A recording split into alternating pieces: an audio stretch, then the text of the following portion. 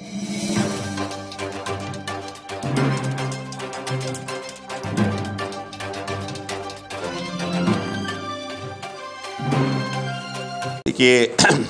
BJP हुकूमत आके 3 साल हो गया कर्नाटक में। जो हुकूमत आया बैकडोर से, क्योंकि 2018 में इनको मैंडेट नहीं था। इन्होंने 17 लोग, 14 कांग्रेस का और 3 जेडीएस का लोगों को खरीदते हुए इधर हुकूमत में आया।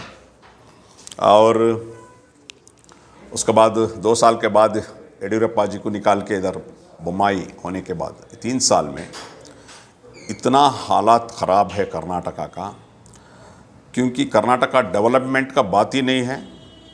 अवाम का इश्यू चर्चा नहीं हो रहा है। किसान खुदकुशी कर लेकर है, और ये लोग एजुकेशन में जो खिलवाड़ जो कर हैं, जो बुक्स का जो रिवीजन जो रिवाइज्ड जो कमेटी है उसको एक आरएसएस वाले को देकर जितना हंगामा कर लेकर है, और करप्शन इतना ज़्यादा हो गया है, बेहद हो गया है करप्शन।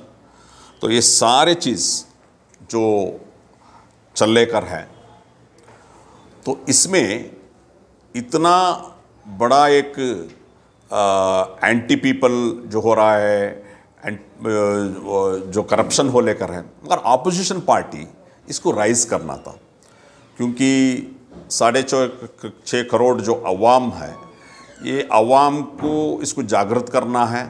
ये जो गलत हो रहा है ये बताना है। अपोजिशन पार्टी इसको रेडी नहीं है, क्योंकि कहीं ना कहीं अपोजिशन पार्टी इनके साथ मिला जुलाव है, क्योंकि करप्शन का अब देखेंगे तो पीएसए स्कैम में कांग्रेस का बहुत सारे लीडर भी अरेस्ट हुए। तो इनके लिए एक स्ट्रॉन्ग वॉइस अपोजिशन से आले कर लें। एसडीपीआई एक कमिटमेंट के साथ ये बीजेपी का आइडियोलॉजी के खिलाफ जो विदाउट एनी कॉम्प्रोमाइज़ लड़ने वाला एक पार्टी, हम लोग को कमिटमेंट है। और 6.5 करोड़ कर्नाटका का जो अवाम है, ये अवाम के लिए हम सियासत करते हैं, अवाम का सियासत है। तो इसलिए जो 3 साल में बीजेपी का जो कारनामा किया है, करप्शन हो या एंटी पीपल्स हो, जो कम्युनल हेट्रेड हो, जितने भी जो हुआ है, ये सारे चीज़ ये बुक में आया है। बीजेपी सरकाರದ अराजकತೆಯ दिनಗಳು। आज इस बुक को, इस छोटा सा एक बुक को हम रिलीज़ किए हैं। हमारे पूरे सारे एसडीपी का लीडर्स आज प्रेस कॉन्फ्रेंस के जरिए इसको रिलीज़ किए हैं। ये बुक हम कर्नाटक के हर कोने कोने पे पहुंचाएंगे, क्योंकि इसमें जितने भी कर्नाटका का जो एंटी पीपल पॉलिसी है, करप्शन का जो चार्जेस है, जो कम्युनल जो एटीट्यूड जो भी है, ये सारे चीज़ इसमें है। मैं आपका माध्यम से बताना चाहता हूँ, ये जो बुक जो है अवाम पढ़ना है, अवाम को अवेयर भी होना है। दूसरा मैंने बताया, ये जो पॉलिटिकल पार्टीज़, जो opposition parties, so called secular parties, इनका सारे ईगोस छोड़कर ये लोग इकट्ठा होकर ये बीजेपी के साथ लड़ना था। मैं अपील करता हूँ आपका माध्यम से, आइंदा भी जितने भी नॉन बीजेपी पॉलिटिकल पार्टीज़ है, नॉन बीजेपी पॉलिटिकल पार्टीज़ अपने अपने ईगो को साइड में रख के सब एक होकर इनका खिलाफ लड़ना है। तो इसलिए social democratic party of India, हालांकि आइडियोलॉजिकली हम लोगों को बहुत सारे डिफरेंसेस रहने के बावजूद भी हम अपील करते हैं, पूरे जितने भी सेकुलर पॉलिटिकल पार्टीज़ इधर बोलते हैं या नॉन बीजेपी पॉलिटिकल पार्टीज़ जो है, इन एक होकर इनका खिलाफ लड़ना है।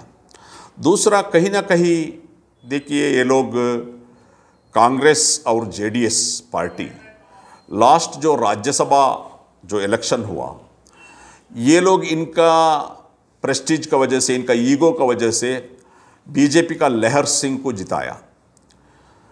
ये लोग पॉलिटिकल पार्टीज, चाहे वो जेडीएस हो कांग्रेस को, इनको पूरे के पूरे मालूम है राज्यसभा में बीजेपी का सीट इंक्रीज होने से क्या होगा। इनको मालूम है, क्योंकि ये लोग इस देश को जितने भी एंटी मुस्लिम्स, एंटी पीपल जो कानून जो लाते हैं, ये कानून राज्यसभा में अप्रूव होना है, लेजिस्लेटिव काउंसिल में अप्रूव होना है तो उधर अगर उनको मेजॉरिटी मिल गया तो सारे अप्रूव होगा। तो एक एक राज्यसभा का सीट के बारे में भी एक सेक्युलर पॉलिटिकल पार्टीज बहुत गौर और फिक्र से सोचना चाहिए, एक सीट भी। मगर आपको मालूम है कांग्रेस का साथ 24 एक्स्ट्रा वोट था, जेडीएस का साथ 32 एक्स्ट्रा वोट था। इन लोग मिलजुल के अगर करते तो उधर आराम से एक सीट सेक्युलर एक लीडर उधर जा सकते थे, यानी ये पॉलिटिकल पार्टी से नॉन बीजेपी एक राज्यसभा मेंबर जा सकते थे। मन के इनका ईगो की वजह से ये लोग बार बार ये ऐसे इलेक्शन में बलि का बकरा किसको बनाते हैं बोले तो मुस्लिम कैंडिडेट को बनाते हैं। मंसूर खान, इनको मालूम है सेकंड कैंडिडेट सिर्फ 24 वोट है, उनको सेकंड कैंडिडेट बनाया, मंसूर खान को बलि का बकरा बनाया। मैं पूछना चाहता हूँ ये कांग्रेस लीडरशिप को, अगर आपको माइनॉरिटीज के बात में इतना इज्जत है, माइनॉरिटीज को रिप्रेजेंटेशन करना चाहते हैं, तो आप मंसूर खान को फर्स्ट कैंडिडेट क्यों नहीं बनाए? और आपका माध्यम से मैं पूछना चाहता हूं, ये बार India recently held Rajya Sabha election में 10 मेंबर ऑफ पार्लियामेंट को इलेक्ट किया कांग्रेस ने, क्योंकि कांग्रेस को उतना भेजने का मेजॉरिटी था। ये 10 लोगों में 5 ब्राह्मण कम्युनिटी का लोग हैं, ब्राह्मण कम्युनिटी का, एक बनिया है। मैं पूछना चाहता हूं, क्या ब्राह्मण कम्युनिटी कांग्रेस का वोटर है? आपका वोटर कौन है? आपका वोटर्स 90% मुस्लिम्स लोग हैं। 70 पर 5 साल में आपका वोट बैंक है, मगर आप इनको क्या करते हैं? बलि का बकरा बनाते हैं। 10 सीट में 5 सीट ब्राह्मणों को, 1 सीट बनिया को दिया आप, यानी आपका वोटर नहीं है उनको दिया। क्या मैसेज देना चाहते हैं माइनॉरिटीज को? मैं आपका माध्यम से जितने भी माइनॉरिटीज हैं, SC ST से, OBC से, सोचो, यह है कांग्रेस आपको सिर्फ वोट बैंक बनाएंगे मगर आपको रिप्रेजेंटेशन नहीं देंगे। और एक बात बताना चाहता हूं, आज जो कर्नाटक में जो 7 कांग्रेस MLA है, ये 7 MLA को जीतने के लिए कांग्रेस का सपोर्ट का जरूरत नहीं है।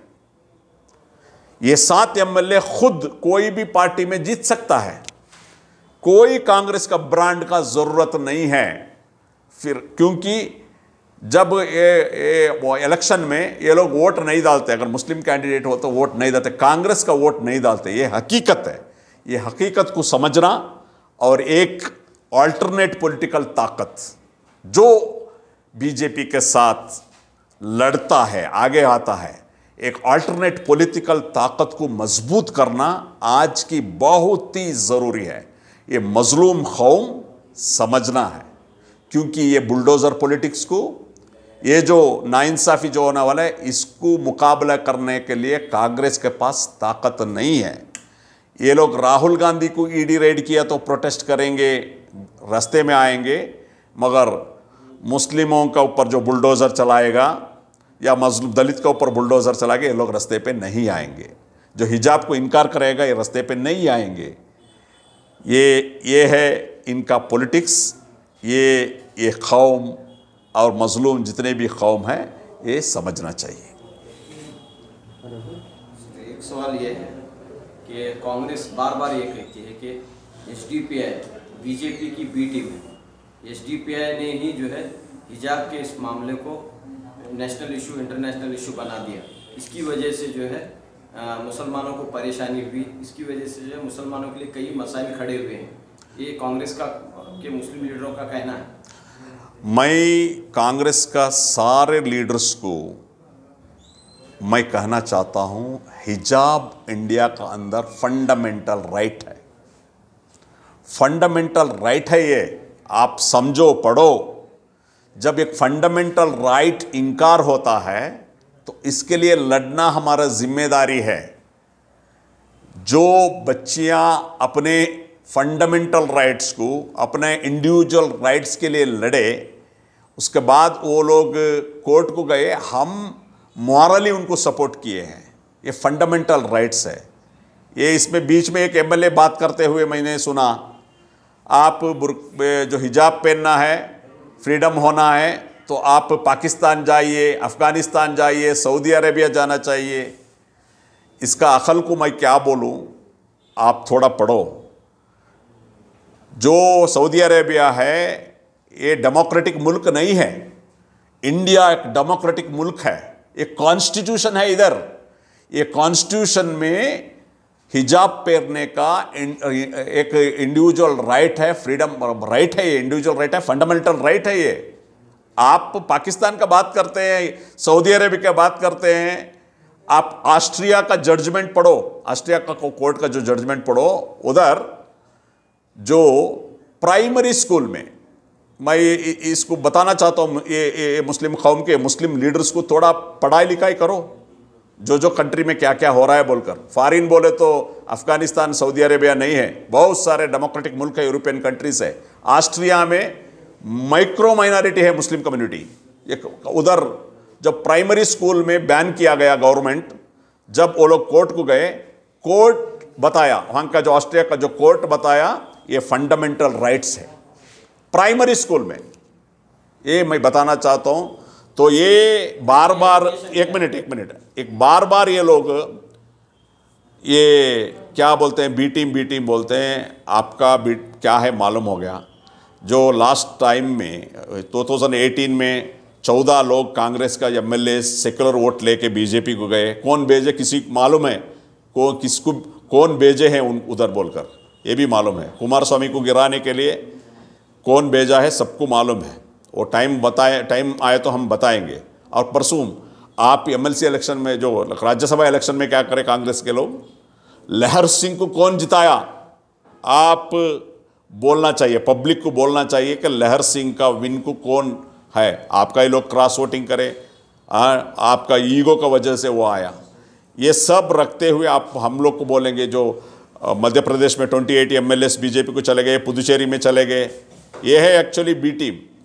हम कमिटमेंट के साथ बिना कॉम्प्रोमाइज़ बीजेपी के साथ लड़ने वाले एक पार्टी है, ये आप समझना चाहिए।